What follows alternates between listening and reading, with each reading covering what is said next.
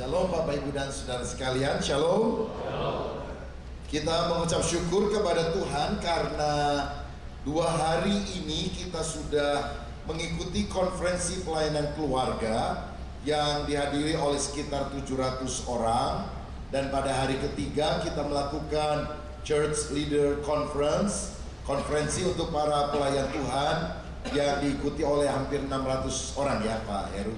Dan kita juga sudah mendengar arahan dari Bapak Ketua Umum GBI tentang hari-hari ini merupakan hari-hari penuaian di mana para pelayan Tuhan, saya dan saudara, kita harus mempersiapkan diri dan melengkapi diri terus bagi tuaian raya ini.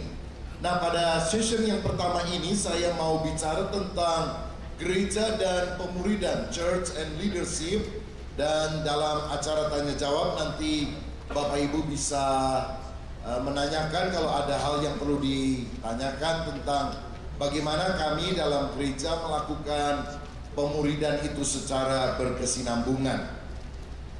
Bapak Ibu dan Saudara sekalian, kita tahu bahwa Tuhan memanggil kita setiap orang percaya untuk menuai di ladangnya.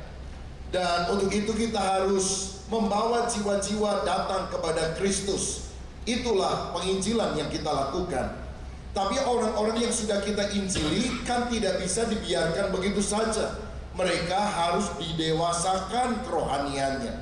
Dan disinilah peran daripada pemuridan sangat penting. Karena bagi saya gereja adalah satu institusi ilahi yang tugasnya menjangkau, yang kedua memuridkan, dan yang ketiga mengutus orang bagi kemuliaan nama Tuhan. Nah, berikutnya kita lihat saudara sekalian, kalau penginjilan ini beriringan dengan pemuridan, maka sebetulnya amanat agung Yesus kita bisa lakukan. Bukankah dia berkata, pergilah jadikan semua bangsa murid.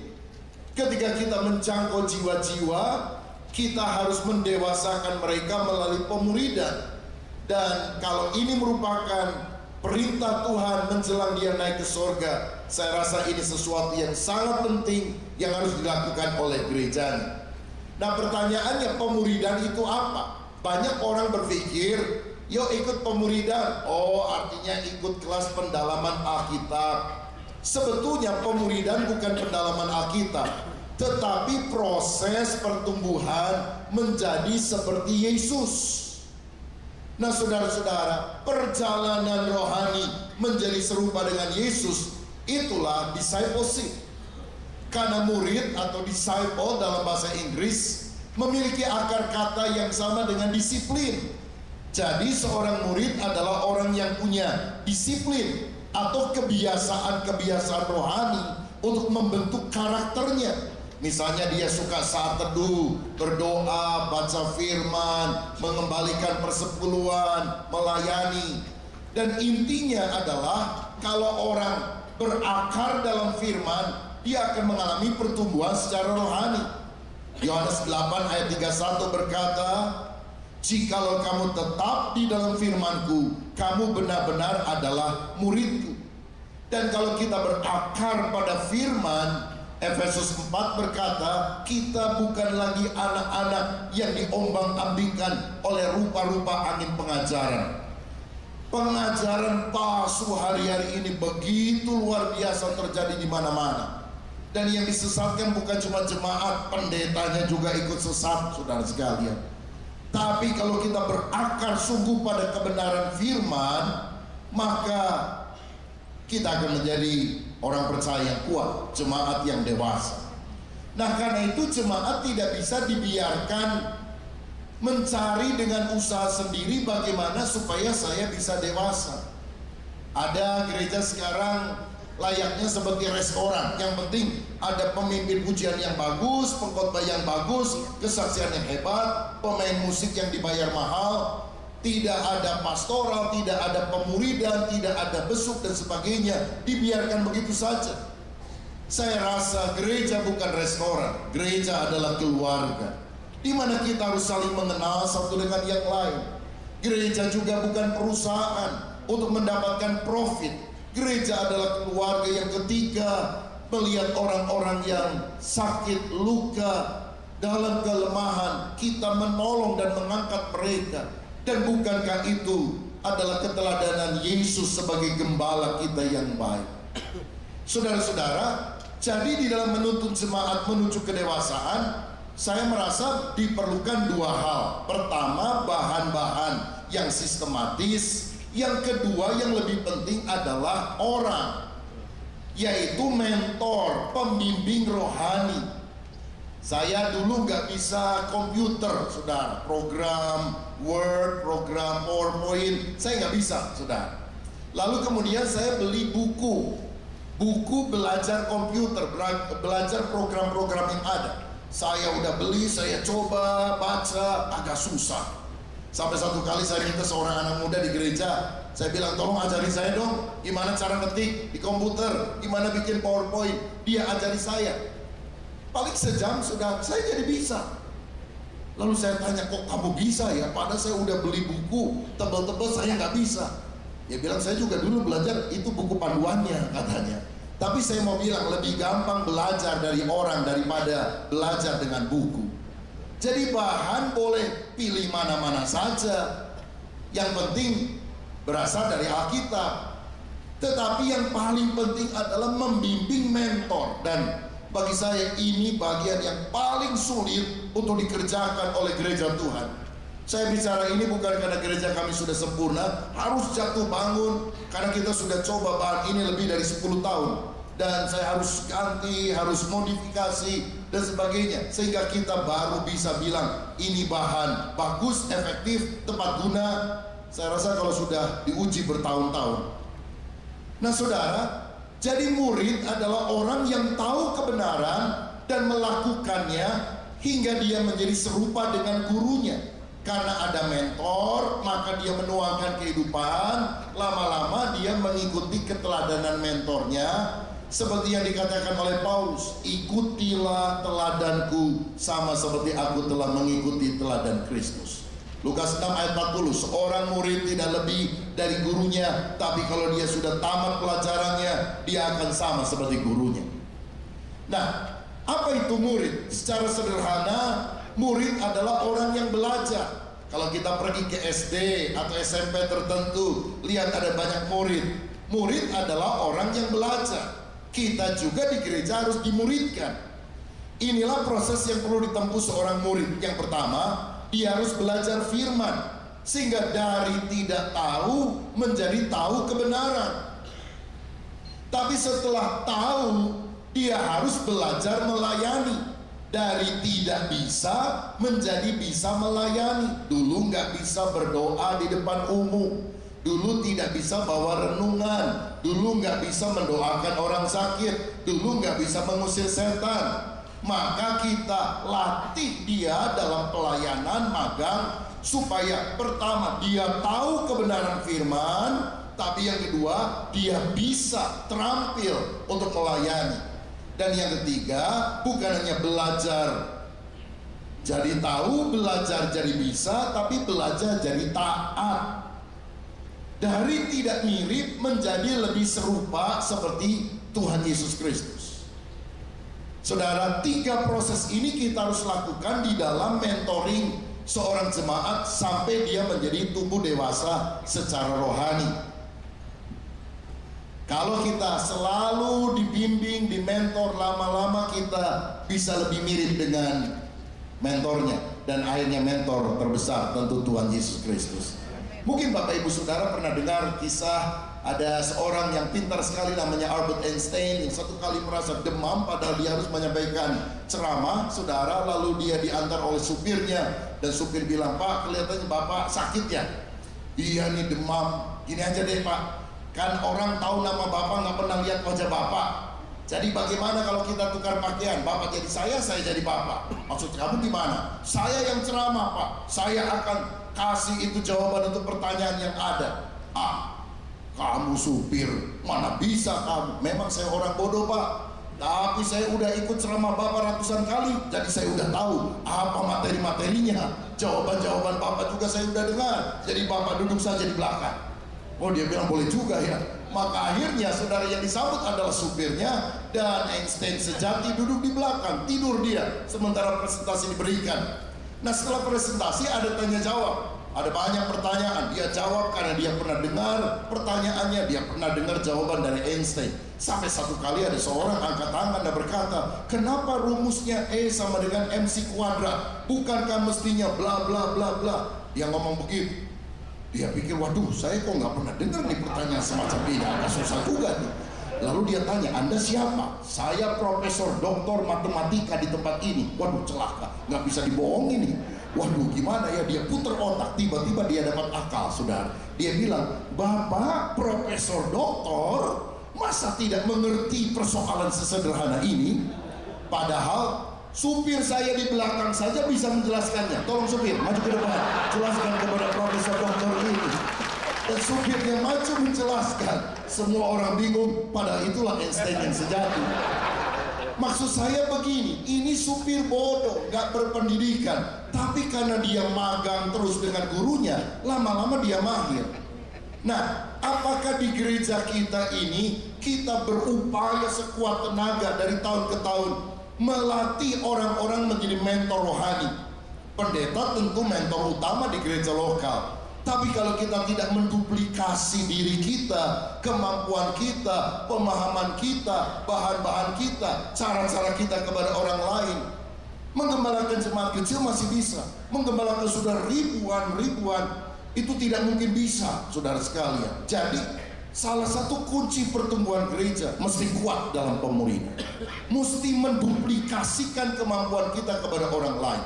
Dulu saya membimbing orang yang mau menikah sendiri. Dulu saya memuridkan orang sendiri, semuanya langsung. Tapi sekarang saya sudah cukup lama tidak melakukan konseling pranikah secara langsung. Tapi ada tim yang melakukan itu. Ada tim yang melakukan pemuridan. Kadang-kadang mereka kumpul, tanya, sharing lagi, disegarkan, ditambah lagi. Tapi mereka yang melakukan. Dan saya mau bilang, jemaat itu kalau diberdayakan, di-empower, mereka sangat semangat, mereka sangat luar biasa, karena mereka merasa saya bisa dipakai oleh Tuhan. Nah, itulah pemuridan yang harus kita kembangkan di dalam gereja lokal. Nah, karena itulah kita juga harus memperkokoh firman Tuhan pada 4 pilar ini. Yang pertama, pilar ibadah raya. Kedua, pilar kelompok pemuridan. Ketiga, pilar kelompok sel. Dan yang keempat, pilar saat teduh pribadi jemaat. Saya akan jelaskan satu persatu. Yang pertama, saudara, dalam ibadah raya kita harus menekankan kebenaran firman Tuhan. Jadi khotbah bukan hanya mengentertain jemaat, tetapi memberikan kebenaran-kebenaran secara informatif, tapi juga yang inspiratif, mengubah kehidupan mereka. Nah, untuk itu sangat penting kita membuat khotbah tematis tiap minggu. Saya sejak bertahun-tahun menjelang akhir tahun saya selalu berdoa dan minta kepada Tuhan apa yang merupakan tema besar yang akan diusung pada tahun yang akan datang. Dan kemudian kira-kira bulan Oktober saya sudah menulis dari Januari sampai Desember tema bulanan, lalu kemudian dipecah lagi menjadi tema mingguan. Misalnya bulan Januari tema besarnya The Year of Discipleship, dimuridkan untuk memuridkan. Januari murid dengan visi Allah, Februari murid dengan misi Allah, Maret murid dengan nilai kerajaan Allah, April murid dengan yang hidup berkemenangan, Mei murid yang melayani, Juni murid yang penuh Roh Kudus, Juli murid yang mengasihi, Agustus murid berarti misi di dunianya, September murid yang rela berkorban, Oktober murid yang berbuah, November murid yang beriman, Desember murid yang fokus Kristus. Itu yang kami lakukan beberapa tahun yang lampau. Tahun ini namanya tema tahun pertumbuhan, The Year of Growth. Lalu kita mulai tulis pertumbuhan rohani, pertumbuhan dalam keharmonisan keluarga dan sebagainya. The Year of Movement, misalnya tahun lalu kita buat tema itu. Tahun kegerakan, kegerakan dalam doa dan puasa, kegerakan di dalam misi, Itu kita jabarkan dalam tema-tema bulanan. Kemudian klik, ada tema-tema mingguannya.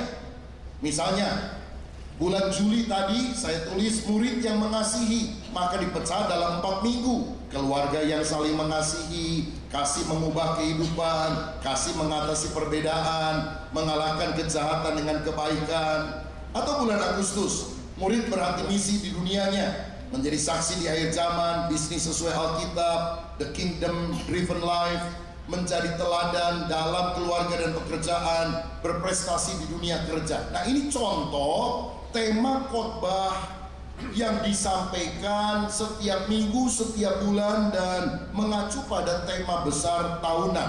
Apa gunanya? Yang pertama, ini akan memberikan makanan rohani yang seimbang kepada jemaat. Karena biasanya pendeta itu cenderung mengkhotbahkan apa yang dia sukai. Ada pendeta kalau tiap kali khotbah, dia selalu khotbah tentang akhir zaman, sampai digelari pendeta akhir zaman, saudara sekalian. Ada pendeta yang kalau khotbah selalu khotbah tentang berkat. Jadi dari Januari sampai Desember berkat aja terus.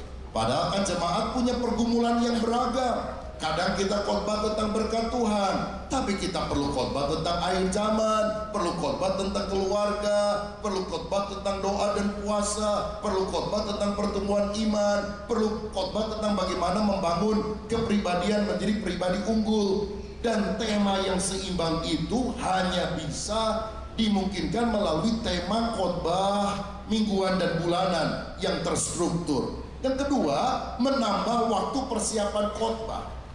Bapak Ibu pelayan Tuhan, hamba Tuhan, siapa yang pernah mengalami Sabtu malam menjelang besok khotbah kita sakit perut, mules karena rasanya belum dapat bahan yang cocok? Ada yang pernah mengalami gitu?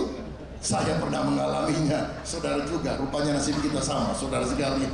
Kenapa? Karena Alkitab tebal, tema yang dikupas banyak, tapi kadang-kadang kita nggak tahu apa yang harus disampaikan. Tapi saya dengan membuat tema khotbah tahunan, khotbah yang akan saya sampaikan bulan depan, saya sudah tahu temanya pada hari ini. Tema ya, ini bukan judul. Judul boleh dirubah-rubah, asal temanya menyangkut apa yang sudah digariskan. Lagi pula kalau saya tidak ada di tempat, pergi keluar kota, saya mengundang hamba Tuhan yang lain khotbah di sini, kita beri tema supaya tetap tema besar itu diusung dan seluruh jemaat mengalami pertumbuhan secara rohani. Lagi pula lagu-lagu bisa dinyanyikan berdasarkan tema bulanan. Bulan ini bulan keluarga. Ya, kami juga ikut apa yang sudah diputuskan BPH, bulan ini bulan keluarga. Jadi nyanyinya apa? Bersama keluargaku melayani Tuhan, kasih pasti lemah lembut. Nah, lagu-lagu semacam itu memang sudah dipilih di setel karena semua worship leader dan sebagainya tahu bahwa tahun ini atau bulan ini adalah bulan keluarga. Jadi waktu bulan keluarga jangan nyanyi zaman sekarang berjagalah, nggak cocok saudara sekalian. Lagi khotbah akhir zaman, lagunya bersama keluargaku melayani Tuhan. Lalu kemudian kalau misalnya kita nggak ada tema, pengkhotbah mau khotbah akhir zaman, lagu terakhir zaman sekarang berjagalah, pengkhotbah bilang apa? Memang Roh Kudus bekerja. Saya tidak persiapan, tidak berundi dengan pemimpin pujian, tapi lagu kita bisa sama. Wah, mendadak luar biasa. Saya mau bilang, Roh Kudus tidak hanya bekerja secara mendadakan loh saudara sekalian. Dia itu tertib. Allah punya planning dari Kejadian sampai Wahyu untuk menyelamatkan manusia di dalam jangka yang panjang. Sehingga ketika kita membuat hal ini, tidak berarti mematikan pekerjaan Roh Kudus. Kalau tiba-tiba ketika ada tema itu, ada sesuatu hal yang cukup besar yang kita alami di lingkungan kita dan sebagainya, kita tetap bisa sesuaikan. Kan pendeta itu diberi hikmat sama Tuhan. Temanya bisa beda, isinya bisa sama, saudara sekalian. Apapun tema beragam, kita bisa sampaikan apa yang kita rasakan di dalam hati kita. Lagi pula program gereja berdasarkan tema itu. Misalnya bulan ini bulan keluarga, kita bikin acara-acara yang berkaitan dengan keluarga. Bulan depan misalnya bulan misi, kita lakukan hal-hal yang berkaitan dengan misi. Bulan depannya menjadi berkat bagi masyarakat. Kita bikin bakti sosial, kita bikin pasar murah dan sebagainya.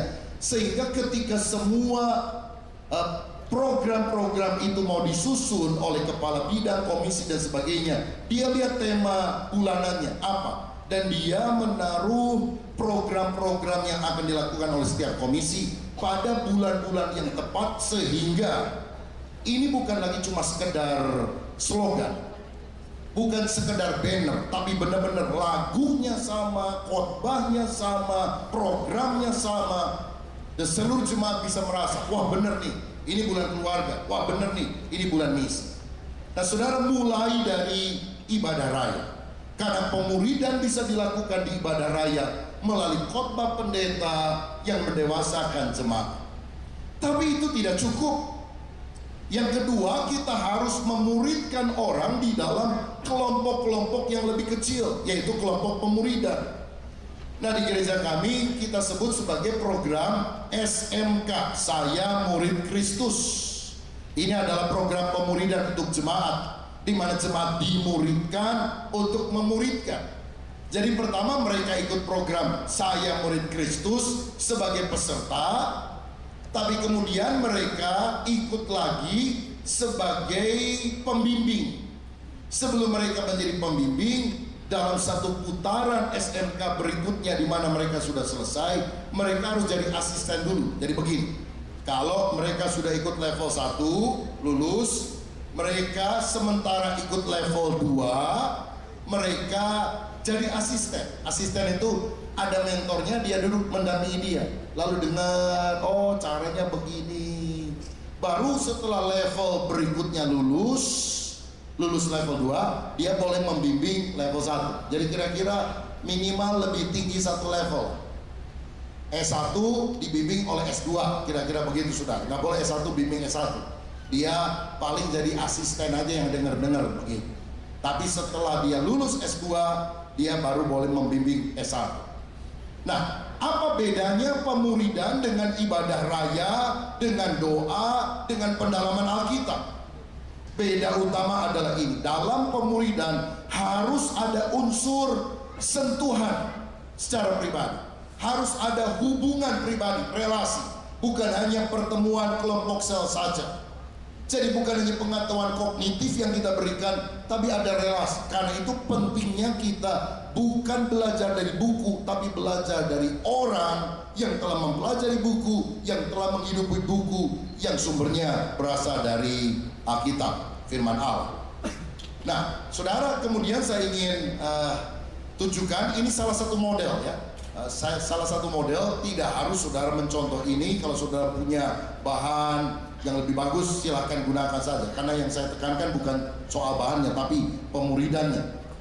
Kami membuat modul SMK itu berakar, bertumbuh, berbuah tetap. Berakar tentang dasar kekristenan, bertumbuh tentang pertumbuhan rohani, spiritual growth, dan yang ketiga berbuah tentang pelayanan, ada doulos camp, dan yang keempat adalah berbuah tetap atau kepemimpinan. Nah, misalnya saya ambil contoh, ini modul berakar. Kita sudah buat bukunya semacam ini 12 kali pertemuan, 8 kali pertemuan di kelas, lalu ada 4 sesi yang dilakukan di dalam retreat encounter. Biasanya kita lakukan di Lembang, di tempat-tempat yang dekat sini. Kadang-kadang kita melakukannya di gereja, misalnya Sabtu sepanjang hari, atau lebih sering Jumat sore sampai malam, lalu Sabtu pagi sampai siang. Lalu setelah lulus mereka bisa ikut modul kedua, bertumbuh. Lalu setelah lulus mereka bisa ikut modul ketiga, berbuah.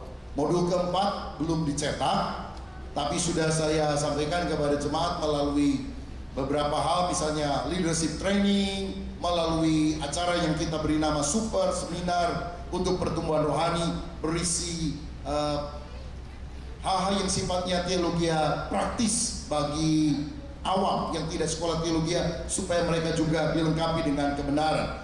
Nah, saya juga lengkapi dengan DVD. Ini modul-modulnya ada di buku, tapi kemudian saya juga khotbah rata-rata 20 menitan, saudara sekalian, ya 20-25 menit sampaikan, sehingga ketika ada tempat kelas atau rumah kadang-kadang yang mengadakan nggak ada yang bisa ngajar, maka mereka bisa setel, karena setidaknya gembalanya yang sudah yang membuat buku dan juga mengkhotbahkannya begitu.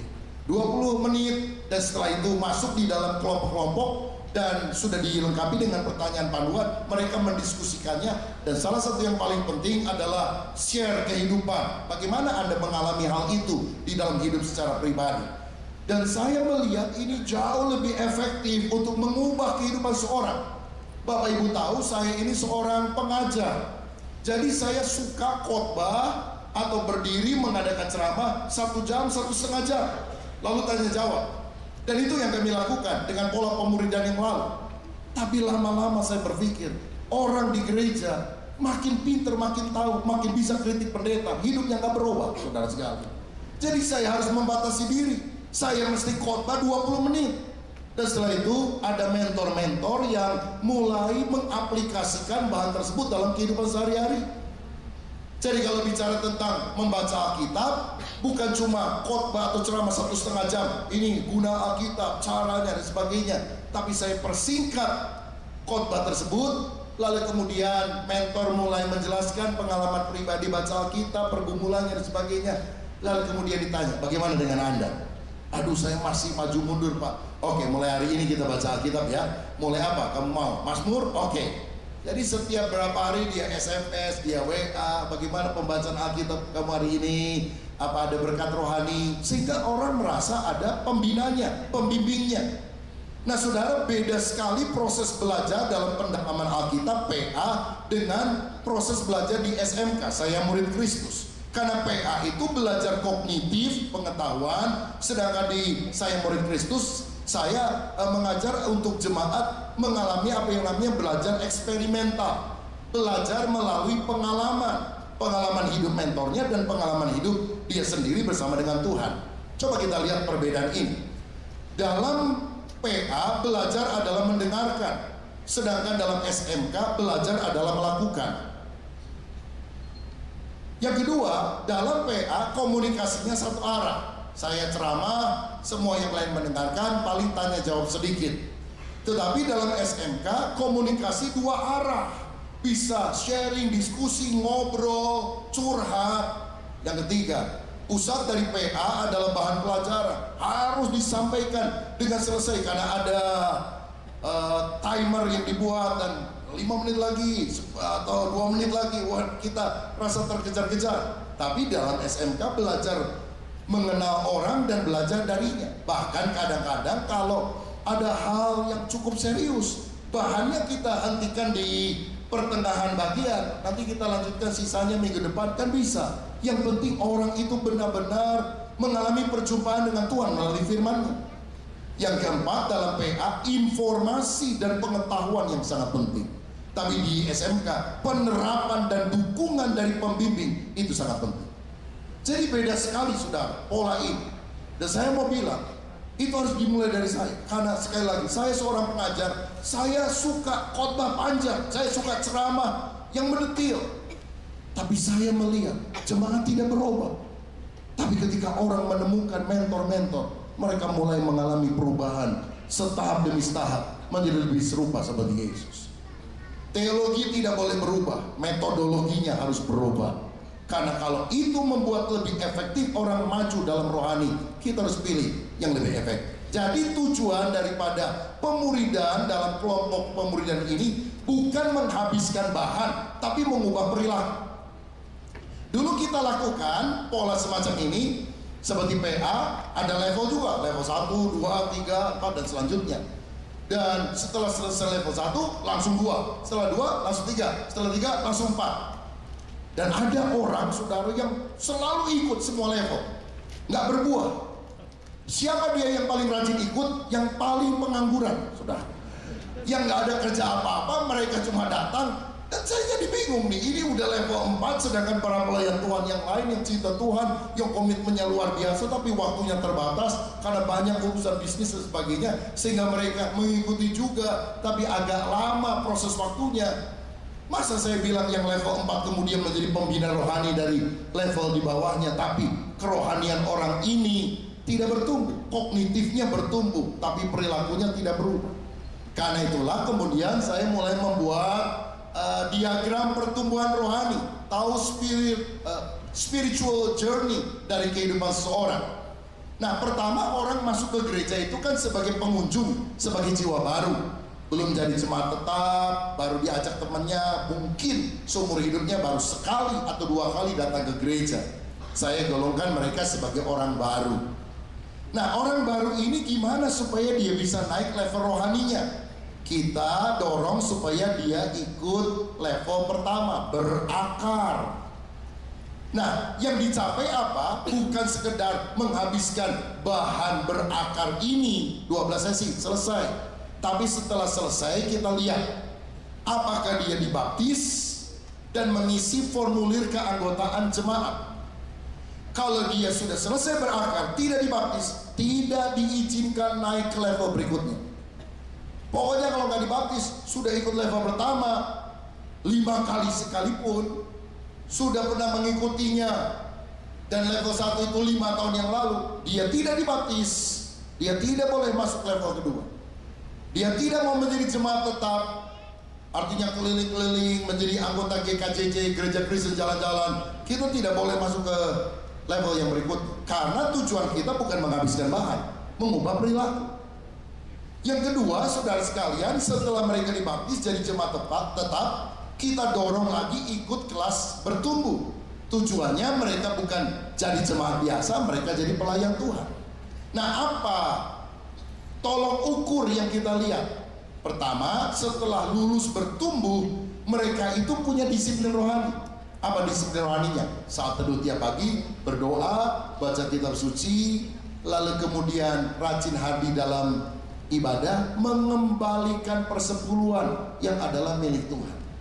Jadi kita mulai cek tentang hal ini, saudara-saudara. Lalu dia juga harus punya komunitas, ada di dalam kelompok sel, dan mulai terlibat di dalam pelayanan. Nah, kalau mereka belum mengalami hal semacam itu, mereka belum boleh masuk kepada level berikutnya. Kalau mereka punya disiplin rohani, mulai terlibat komsel, mulai terlibat dalam pelayanan, mungkin dari hal yang paling simpel, jadi usher misalnya, boleh didorong ikut kelas berbuah, supaya mereka bisa jadi pengurus di gereja. Dan setelah mereka lulus dari berbuah, ada hal yang kita minta, mereka buka kelompok sel. Karena itulah buahnya. Buah itu kan bukan pengetahuan, tapi apa yang kita lakukan untuk memperluas kerajaan surga. Siapa yang jadi pemimpin kelompok selnya? Ya dia. Dia menjadi PKS, pemimpin kelompok sel. Dia menjadi mentor bagi orang-orang lain yang ada di dalam proses saya murid Kristus tadi. Dia bukan hanya menjadi pelayan, tapi dia jadi pengurus. Kalau pelayan itu yang dijadwal. Kalau pengurus itu dia yang menjadwalkan teman-temannya, karena dia adalah kepala seksi di bidang tersebut. Nah, kalau dia sudah berbuah, didorong ikut berbuah tetap. Ini untuk para leader, pemimpin. Dan hasilnya adalah mereka adalah orang-orang yang memimpin di gereja, menjadi koordinator ibadah, menjadi kepala bidang. Dan kemudian kita dorong mereka untuk juga selain merintis gereja, selain merintis kelompok sel, merintis gereja lokal. Karena misalnya kalau ada 10 kelompok sel, masing-masing 10 orang anggotanya, kita kan bisa dorong untuk menjadi sebuah gereja lokal, atau mulai dari gereja satelit, gereja cabang dan sebagainya. Jadi pada waktu orang melihat hal ini, mereka tahu saya ada di level mana. Sehingga kalau misalnya perjamuan kudus di gereja kami, pengurus tanya, Pak, siapa yang boleh melayani untuk membagikan roti dan anggur? Saya bilang, jelas sudah lahir baru, punya kesaksian yang baik dalam jemaat. 2, dia jemaat yang tertanam. Dan yang ketiga, dia sudah selesai level 3. Jadi kita bukan cuma lihat kira-kira dia mantep nih, badannya boleh juga nih kalau ngikut perjamuan kudus rasanya gagah. Tapi dia sudah dimuridkan. Dan karena ini bukan pendalaman Alkitab, kita tanya sama mentornya, gimana pertumbuhan rohaninya selama 3 level ini? Wah, mantep Pak, dia bagus, dia bisa melayani. Sehingga kita lebih objektif, tidak subjektif karena like or dislike. Nah, saya mulai dapat ide ini waktu saya jalan di sebuah mall. Saya nggak tahu kemana saya harus melangkah. Lalu saya lihat ada diagram, you are here. Saya mau ke titik itu. Oh, jadi saya harus lewat ini. Saya pikir kenapa ya orang Kristen nggak ada peta jalannya dalam pertumbuhan rohani. Maka sangat penting sekali untuk membuat peta jalan dari pertumbuhan rohani yang kita sebut sebagai diagram pertumbuhan rohani murid Kristus. Nah, berikutnya Bapak Ibu Saudara, yang ketiga adalah dalam kelompok sel. Pertama ibadah raya, kedua kelompok pemuridan, ketiga kelompok sel. Dalam kelompok sel kita perlu membuat bahan aplikatif, karena kelompok sel bukan ibadah mini, bukan ibadah di rumah. Bahannya apa? Bahan khotbah hari Minggu yang temanya sama. Nah, masalahnya begini, kalau yang khotbah tiap minggu adalah gembalanya, dia bisa di-sharingkan pada hari Kamis misalnya, hari kelompok sel. Tapi kalau misalnya kita sering pelayanan dan tidak setiap minggu ada di tempat, bagaimana? Harus dibuat tema mingguan itu, Saudara, dan dibuat bahan kelompok sel. Sehingga ada bahan kelompok sel yang temanya persis dengan bahan mingguan tersebut. Sehingga bahan aplikatif itu sudah disertai dengan pertanyaan-pertanyaan diskusi. Sehingga penjelasannya hanya 1-2 menit langsung diskusi. Kemudian poin 2, 1-2 menit penjelasan singkat langsung diskusi. Begini. Nah, kemudian kita lakukan proses mentoring, pembinaan yang namanya 3-3.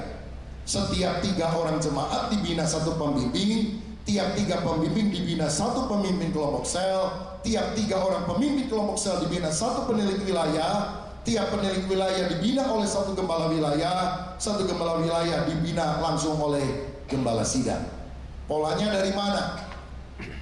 Yesus punya 12 murid, tapi 3 murid utama itu selalu menyertai dia, Petrus, Yakobus, Yohanes. Dan 3 ini diharapkan membimbing masing-masing 3 yang lain. Kalau salah satunya ada masalah, misalnya Petrus pernah menyangkal, Yesus datangi one to one, one on one. Saya pribadi di gereja tidak terlalu menekankan 1 dengan 1, tapi 1 dengan 3. Kenapa? Dalam interaksi 1 dengan yang lain itu lebih memperkaya daripada cuma 1 dengan 1. Kalau mau 1 dengan 1 nggak apa-apa. Yesus melakukannya kepada Simon Petrus ketika dia bermasalah. Tapi ketika dia menyembuhkan anak Yairus, ketika dia doa di Taman Getsemani, ketika dia dimuliakan, tidak 1 dengan 1, dia bawa 3 orang untuk melihat perkara-perkara yang luar biasa yang kemudian akan juga dilakukan muridnya kepada orang-orang lain. Nah, yang ketiga, gerakan kelompok sel, penanaman komsel baru. Nah, Bapak Ibu, saya mau bagi 1 rahasia. Saya dulu mencoba untuk mengembangkan komsel itu dengan cara multiplikasi, ya, belah kelompok.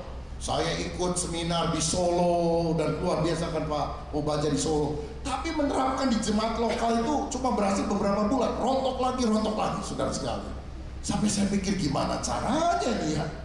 Nah, akhirnya kemudian dari komsel ada prinsip 12. Saya belajar, saudara, prinsip 12 diterapkan, nggak bisa jalan juga. Karena saya lihat yang memang paling penting itu bukan cuma sekedar metode, apinya itu. Metode bisa beragam. Nah, jadi saya sejak lama sudah berhenti dari mendorong kelompok sel belah. Anda sudah 15, belah dong 18, 17. Dan mereka terpaksa melakukannya. Dari 7 merosot jadi 4, dari 4 merosot tinggal 2, saudara sekalian. Akhirnya yang ini mati, yang itu mati. Dan itu sering kami alami. Saudara, kita kan perlu belajar dari kesalahan. Sampai akhirnya saya temukan yang paling efektif itu gerakan kelompok sel baru. Kelompok sel yang udah ada biarin aja jalan. Tapi kita mulai dorong orang-orang yang sudah ada di kelompok itu, ayo dong kamu punya hati misi, buka komsel baru, kamu jadi mentornya, nih bahannya, nih nanti kita training, kita lengkapi dan sebagainya. Nah, jadi misalnya dalam bulan yang lalu sampai bulan ini, kita di gereja lokal mengadakan gerakan kelompok sel. Kita biasanya lakukan setahun sekali atau 2 kali. Nah, saya memberikan bahan yang lain, DVD juga, saya khotbah. yang bulan periode ini 7 nilai hidup orang percaya. Selama 7 minggu ada pertemuan. Saya khotbah rata-rata 20 menit, lalu kemudian di-sharingkan di kelompok sel. Dan ini adalah orang-orang yang baru, artinya belum pernah ikut komsel. Dan akhir Mei kita lakukan gerakan komsel. Dan saya tanya kemarin, ada berapa kelompok sel baru? Dari bagian komsel bilang 26 kelompok sel baru yang ada di rumah lu. Beberapa bulan yang lalu kira-kira 21 komsel baru. Dari 21 yang bertahan 15-an, saudara. Karena kita tawarkan hanya 7 minggu saja. Setelah 7 minggu Anda boleh lanjutkan atau Anda boleh akhiri. Pada umumnya orang yang sudah masuk dalam komsel, punya komunitas, diberkati, mau terus, saudara. Jadi kita harapkan dari 26 ini minimal 20 komsel baru. Jadi kalau setiap tahun kita adakan 2 kali, itu bisa multiplikasinya kira-kira 30-40 kelompok sel baru. Dan tidak ada lagi orang merasa kenapa kita dipisahkan dari kelompok yang lama dan sebagainya. Saya sudah berhenti dari pembelahan komsel karena bagi gereja yang saya pimpin tidak efektif. Mungkin bagi Bapak Ibu yang menjalankan dan rasa efektif, lakukan saja karena ini cuma metode. Tapi bagi kami, saya rasa tidak efektif. Yang efektif justru gerakan kelompok sel. Next. Nah, saudara sekalian, kemarin kita bicara tentang peran Bapa, hati Bapa, gembala diminta untuk punya hati Bapa dan sebagainya. Kadang-kadang kalau kita sering khotbah itu, jemaat suka nuntut begini, gembala saya kok tidak punya hati Bapa ya? Hati Bapa itu selalu hadir, neraktir kita makan, ngomong-ngomong, kongko-kongko yang gak penting sampai jam 12 malam. Gembala kita kok, aduh meeting aja terus, aduh kok sibuk banget dan sebagainya. Ya tentu kita sebagai hamba Tuhan harus belajar. Kemarin kita belajar dari Pak Jarod tentang beda antara meeting dan dating. Ya pendeta kebanyakan meeting kurang dating, begitu saudara. Kalau meeting itu mesti ada hal yang diomongin. Kalau dating nggak ada omongan yang jelas. Ya ngobrol-ngobrol tapi merekatkan hati satu dengan yang lain. Tapi saya mau bilang begini, mudah-mudahan ini jadi pencerahan buat kita, khususnya gembala. Gembala sidang adalah bapak bagi seluruh jemaat. Namun hubungannya bukan one on one, bukan one to one discipleship. Jadi dalam pemuridan umum, gembala tidak harus bertelepon setiap hari kepada jemaat.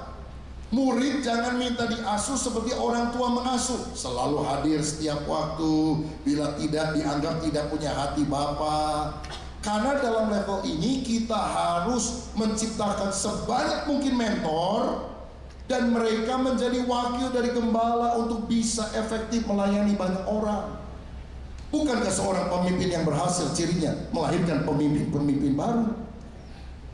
Nah saudara-saudara, jadi kadang-kadang saya masih besuk orang ke rumah sakit. Kadang-kadang saya masih datang kalau ada orang-orang yang punya keperluan yang sangat mendesak. Tapi tidak mungkin, jemaat sudah ribuan. Kalau saya doakan setiap orang sakit di rumah sakit, jemaatnya sehat, pendeta sakit, saudara sekalian. Tapi saya harus memastikan ketika ada jemaat punya kebutuhan, tinggalkan pekerjaan administrasi di kantor, layani jemaat. Karena kita menganggap jemaat people lebih penting daripada program.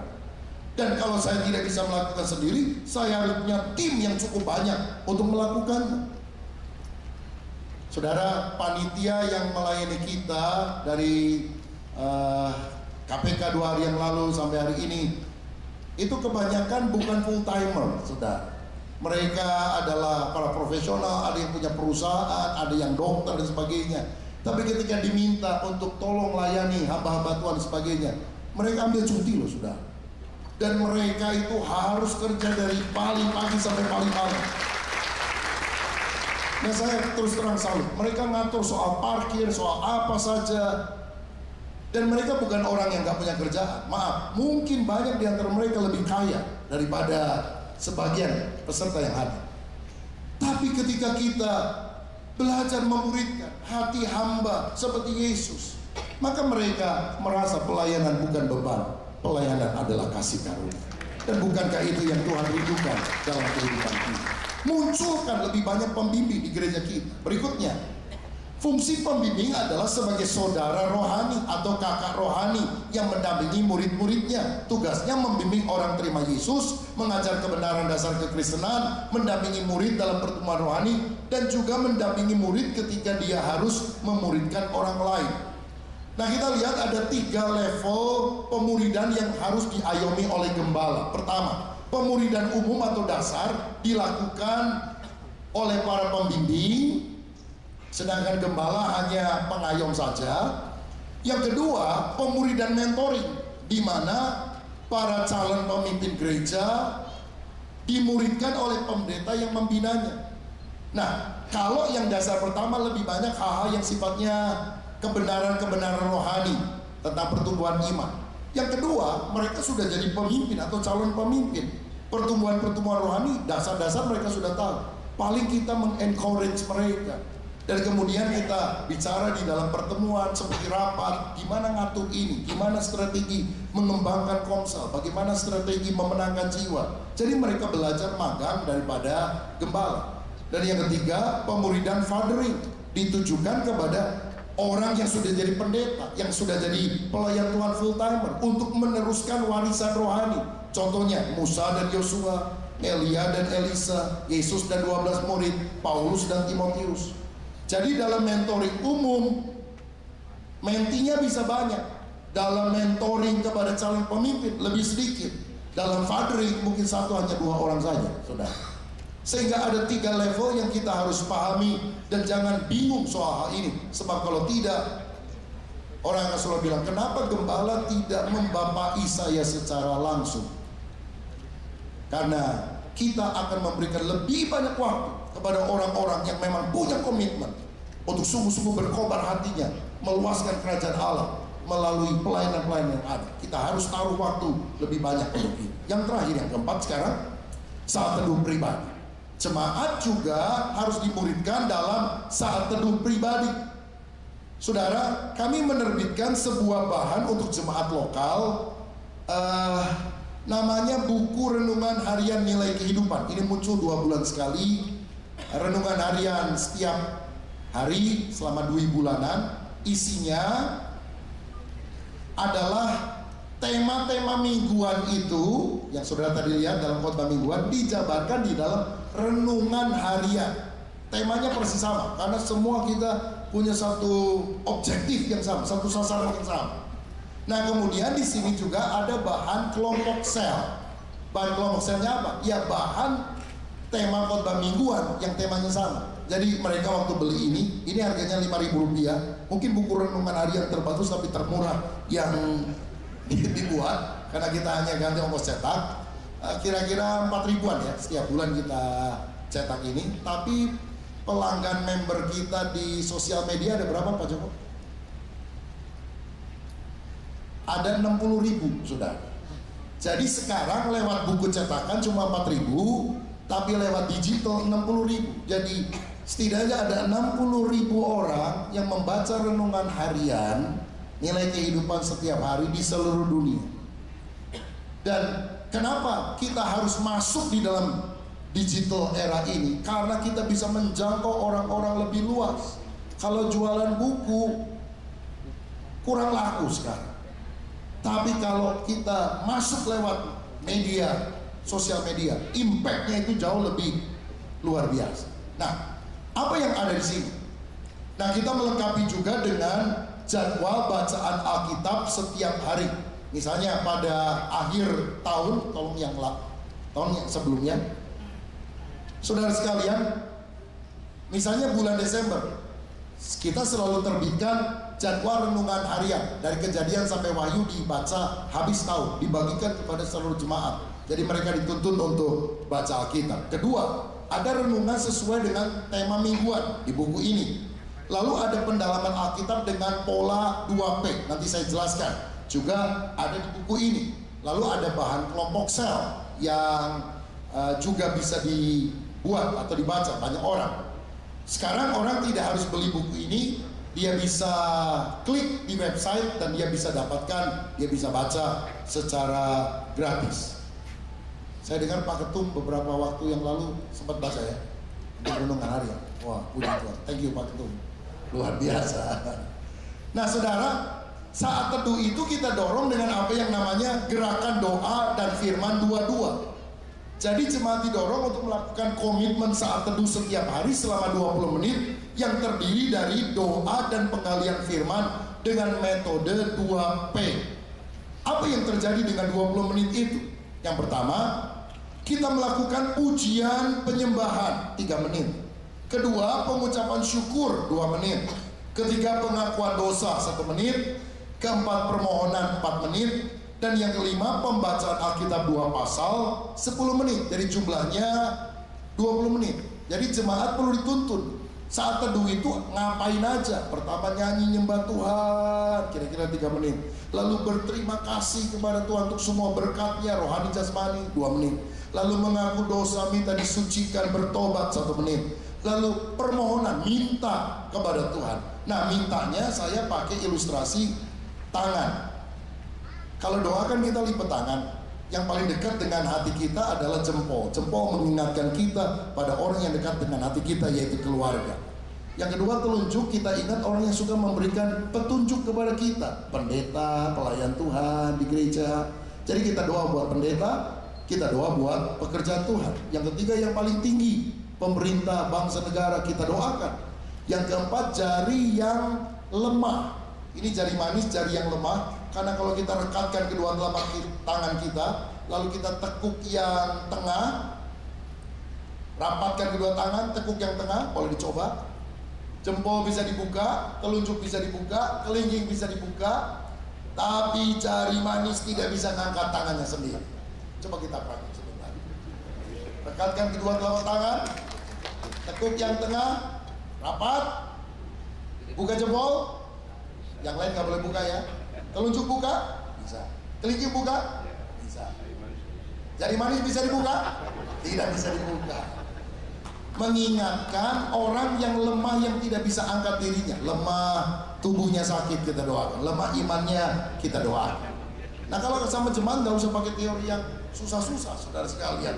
Saya ini udah belajar teologi sampai doktor. Tapi kalau ngajari jemaat dengan mempertahankan doktornya nggak kena, saudara sekalian.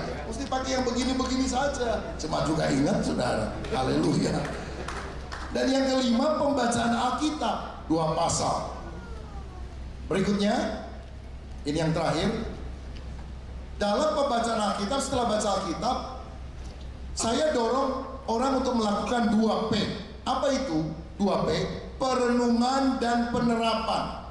Sebetulnya ide dasarnya adalah PA induktif, ya, penyelidikan Alkitab induktif. PA induktif itu kan observation, interpretation, application. Oh iya, ya. Observasi, interpretasi, aplikasi praktis. Jadi waktu perenungan, meneliti dengan pertanyaan penuntun, observasi. Kira-kira apa sih yang tadi saya sudah baca? Lalu yang kedua, interpretasi, penafsirannya bagaimana. Yang ketiga, aplikasi praktisnya gimana. Dan kita juga bisa bagikan berkat rohani kepada orang lain lewat grup WA, BlackBerry Messenger, SMS dan sebagainya. Misalnya contoh, apa yang kita baca pada hari itu? Musa menggembalakan domba, lalu lihat semak belukar yang menyala. Lalu observasi pengamatannya apa? Musa ketemu Tuhan dalam semak belukar yang menyala. Interpretasi, kenapa dia harus melepaskan kasutnya? Karena tempat itu tempat yang kudus. Berarti kita kalau ketemu Tuhan dikuduskan dan harus menguduskan diri. Aplikasi dalam kehidupan pribadi, hal-hal apa yang masih kotor dalam hidup saya, yang setelah saya bilang saya ketemu Tuhan, saya harus tinggalkan. Berkat rohaninya kita share di grup WA dan sebagainya kepada orang lain. Nah, kalau kita biasa lakukan pola ini, observasi, interpretasi, aplikasi, lama-lama tanpa sadar kita mencetak pengkhotbah di gereja kita. Karena PA induktif itu yang ditekankan dalam pelajaran di teologi yang namanya hermeneutika adalah dasar daripada homiletika. Banyak orang sekarang belajar homiletika, nggak belajar hermeneutika secara kuat, sehingga khotbahnya khotbah pengalaman pribadi, saudara. Tapi kalau kita mau dari penggalian Alkitab, baca satu perikop, lalu dalami, tanya apa saja. Siapa yang nanya? Dirinya sendiri. Dia tanya sendiri, dia jawab sendiri. Semakin banyak pertanyaan, semakin tajam pertanyaan, semakin tajam jawaban. Kita mencetak hamba-hamba Tuhan yang sudah siap dengan bahan-bahan yang luar biasa. Tinggal dikasih kesempatan khotbah aja, saudara sekalian. Dipoles sedikit jadi. Mulai dari hal yang kecil, mungkin tidak mulai dengan khotbah umum tentu saja, tapi dari kesempatan-kesempatan yang kecil, saya percaya ini akan mendewasakan kerohanian jemaat kita. Saya berdoa supaya paparan ini membekali kita semuanya sehingga kita bisa belajar memuridkan jemaat. Tuhan Yesus memberkati. Amin.